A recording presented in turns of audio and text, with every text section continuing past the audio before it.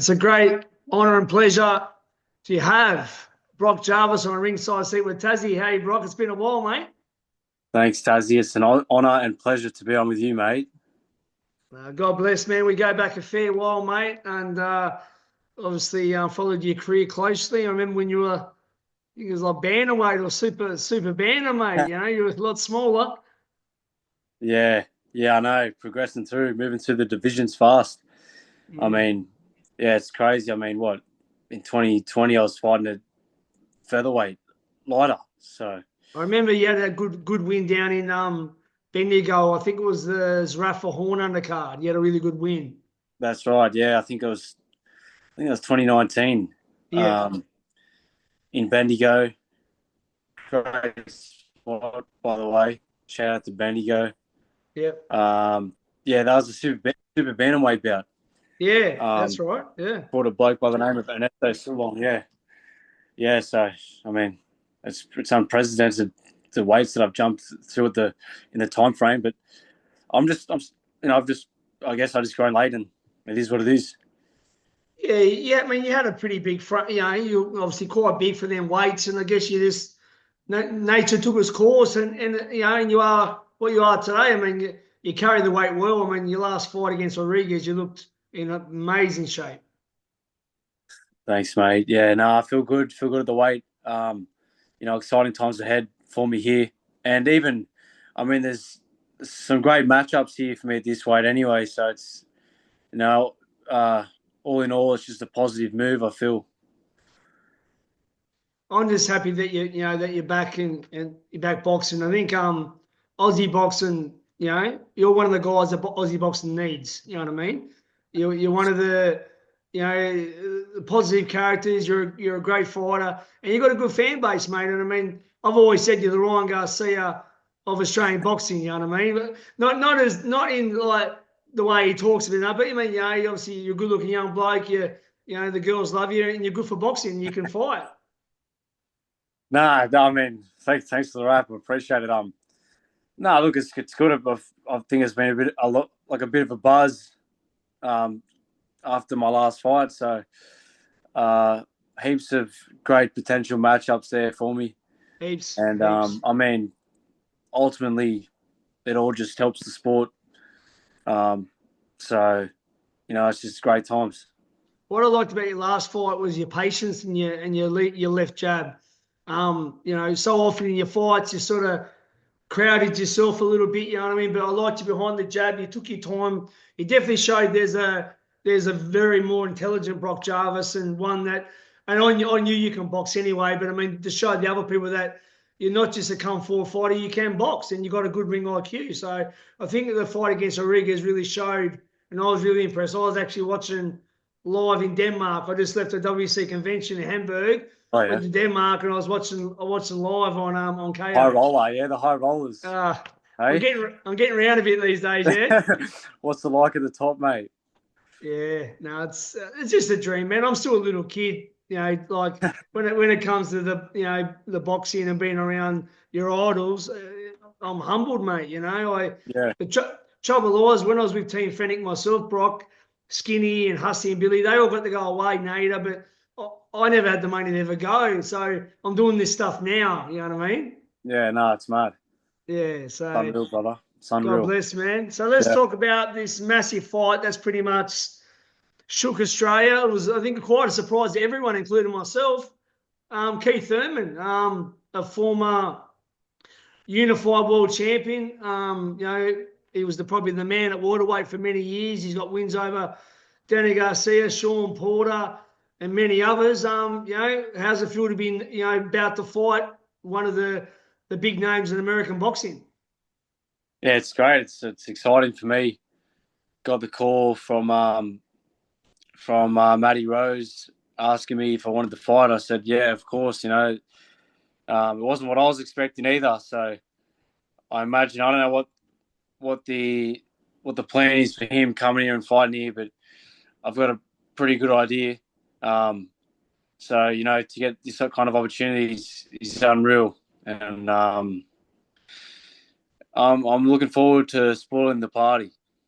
Yeah, I think, let me speak what I think. what you think you mean and what I think, what I think too. I think they're probably coming down, giving him a fight, getting him known to the Australian public, thinking he's going to beat you, and possibly then fight Tim Tszyu. Is that what you think? If that's what they hope happens, That's right, mate. and you're going to upset the party. That's it, brother. Yeah, that's it, That's man. it. Hey, and that's it, mate. And look, it doesn't matter what the reason is. You've got the shot. You're in front of him. Yeah. You got to, this is it. I mean, this is your destiny to world title. I mean, fighting him to me, I think is like a world title, but you'll do one better. You get past this guy, you know that you're knocking on all the doors, mate. And it'll open your name up to the American public as well. Yeah, absolutely. Look, no, it's a great opportunity for me. He's one of the big names in the division. So, yeah, it's my shot. Good thing about Keith too, he sells the fight, he's a talker and all that, you know what I mean? So you got a guy that he's gonna sell the fight anyway. You just got to worry about the business. And if I was you, I wouldn't even bother, even waste my breath going toe to toe with the verbal. I'd just show up on the night and give him a good old Aussie fucking ass whipping. Yeah, I mean, yeah, it is what it is. But he's going to talk. I mean, it doesn't concern me at all. At the end of the day, we have to get in there and fight anyway. So, um, I mean, what can I say? I'll prepare for the best Keith Thurman and I'll bring it home. 100%. So are you having the whole camp in Australia, or are you taking off anywhere overseas at No, all? No? no, I'll have my camp here. I'll do all my preparation here. The fights here. I mean, it Yeah. makes sense. I get great work here at home. Yep. Sparring's okay. Got great sparring here. Good. Got great Good. sparring. Heaps of people here. That'll help me get there. So it's just perfect. I Yeah. mean, I wouldn't want to train anywhere else. To be Yeah. honest, this is where I'd like to do my preparation. Yeah. So given in the past, so you have been in some massive training camps, haven't you? You've been to America, you've sparred some of the best, quite a few years ago. Yeah, I remember when you signed with Eddie Hearn and you fought in LA. And tell me a bit yeah, about, back then, mate, like obviously some of the big names you've sparred. And I mean, I've heard that at one stage you were pretty much ripping for everyone in the US.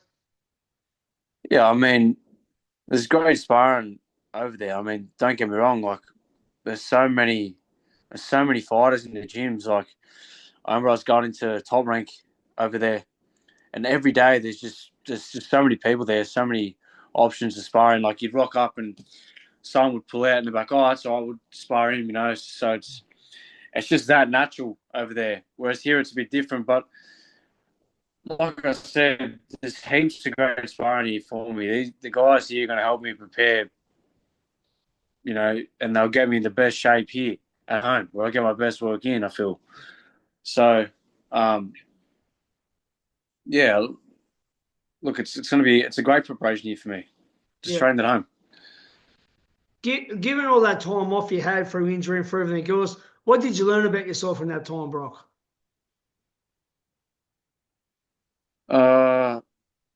Yeah, look, it was frustrating sitting on the sidelines for so long. It was 2 years. I think it's just under 2 years that I was out. So, did it change my mindset? Not really. I mean, not really. It was just more frustrating for me. I couldn't do what I wanted to do. I couldn't even really train. So, it's just great to be back and doing what I love to do. It makes you a lot stronger, though. Any time in life when you go through any adversity, it just makes you that more hungrier. And isn't that right? Yeah, well, that's what they say. That's what they say, brother. So, That's it. no, look, I mean, it was an impactful time, and just really, made me think about how much I really love what I do. Yeah, yeah. For me personally, mate, I was rapt to see you, back fighting and like I said, you look, brilliant. I thought, like I said, like what they've chucked in a bit of a spanner with the Thurman, because I always thought like it was going to be more Yeah, in Nikita, sort yeah, of. But is that obviously something? yeah. you want still. I mean, well, but after Thurman, it's probably going to be bigger. I mean, like really, you probably if you beat Thurman, I mean, you're probably Yeah. past that fight. Really, isn't that? Isn't that probably I correct? mean, well, that's what I thought. That's the way I thought it was going to go. Mm, I had all these domestic names calling me out. I was assuming it's going to be one of them, of course. mm. But progressing through this fight, I mean, Matt Rose is my promoter, and whatever opportunity that's best for me is what I'll take. It's as simple as Yeah, that. You know, yeah, I would like to. I'd definitely like to fight the fights that are most intriguing to the Australian public. yeah. You know, I'm Australian. I feel that that's what I want to do. But a win over Thurman, that just Mm. puts you on the US map, though, mate. You know, Yeah, so yeah, I guess whatever makes, well, they say whatever yeah. makes Whatever dollars makes make sense. sense, and Whatever that's makes right. sense. You know, Whatever makes yeah. sense. That's it, mate. Whatever makes sense. Whatever makes sense. And it's kind of funny that you know, all these guys, I won't mention names, but have been calling you out, and you've just sat there and done your thing, and now you're fighting Thurman, mate. So they just have to wait and watch and enjoy the show. That's it, mate. That's it. You know, these opportunities come once in a lifetime. I mean, they do happen in boxing. You know how it goes. People get crazy opportunities sometimes. It just happens. So they must have looking for a fight down here in Australia, and they've come across my name. So I got the Yeah, shot. that's it, So mate. Take it it is off what both it is. hands. Yeah. Yeah, absolutely. So how far we're away now? So it's 5 weeks, about 5 and a bit weeks. yeah, and you're happy like where you're at this moment, like you Yeah, know you're spot on. Yep. yeah. No, I've been I feel like I'm just on the incline here, and I'll peak on fight night. You know, Yep. that's it. Just staying sharp, injury free, and getting there fresh. That's the main thing, mate. You know, it's no Yeah, use being ready too soon before. It's about peaking on yeah, the night because, as you yeah, know, so many times you leave it in the gym and we can get in the ring sometimes and feel great in the change rooms and get in the ring that night and think, geez, what's going on yeah. here, mate? So you want to make sure you're peaking on the right time. 100%, 100%. People fucking rip in hard, and they end up gassed in the change room before they get out there. So Very true, bro. you got to just be smart. You got to be smart about your approach and save it for fight night. You know, given that you do win, which I'm very confident you will, mate. You know, people. I was on a talk thing the other day, and a few people had their opinions. I said, mate, it's a 2-horse race, and the guy's been out 3 years, mate. And this kid's hungry. You know what I mean? I've seen your work ethic. I know what you're about. Got to know you quite well years ago in America when we bumped in LA, and I know how hungry and determined you are, mate. So, as I said, if you've got a guy with nothing to lose who's hungry, it's a very dangerous man. So, given everything goes well, what ideally would you want next? Would it be like you just said? Would it be a big name in Australia, or would it be to get a big fight in America? Like I know you said your promoter and that whatever else, but what would you personally, if because the ball's going to be in your court after this, mate. Yeah, I mean, if a big name was to come up overseas, obviously it is what it is. But like, there's still all those names here that I'd like to fight. Of course, there's the Zoo brothers. So they're massive names here. Yeah. They're massive names, and they're big fights. Yeah. Again, you can say that you passed it, but not necessarily. I still think it's a big fight here. So it does make sense. Yeah. And it is intriguing to the Australian public. Yeah. A fight like that. Oh, it would be. It would be big. It would be, very big. Well, are you and you're happy at 154? You definitely think you see yourself there now, not at 160. Yep. Yeah. Yeah. I mean, whatever. 160. I mean, I can move around those weights. Yeah. I feel. If I'm gonna have this fight at 154, then it would make sense to me to campaign there. Yeah. Forward. So, I mean, ultimately, I can move between those weights. Yeah. Whatever, but 154 is probably the most suitable. Yeah. Probably ideal. Yeah. Yeah. Going back early in your career, Brock, what's some of the standout fights that were sort of in your mind? Like, was it the Sleeves fight, or was it the the win in America? What's some of the ones that sort of you go back and that you're most proud of on the way up? Most proud of fights. I think this when I was fighting Mark Sleeves, two undefeated fighters at the time. Yeah. I felt like, although it wasn't the same platform as what the sport is now, it was under a Dean Lonigan show in Canberra. It was during COVID. It was on TV though, because I watched it. Yeah.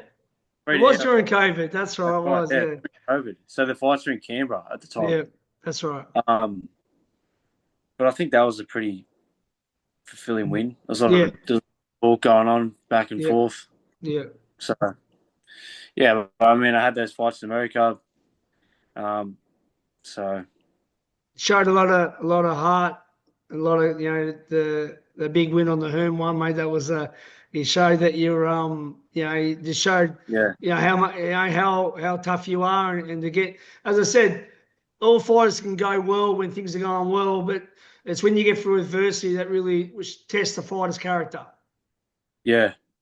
Well, I mean, just is what it is, man. It's just you got to, you don't. I don't know. 100%. Yeah, that's it. Looking to win. What how do you see Australian boxing? It's in a pretty good place at the moment. Would you agree?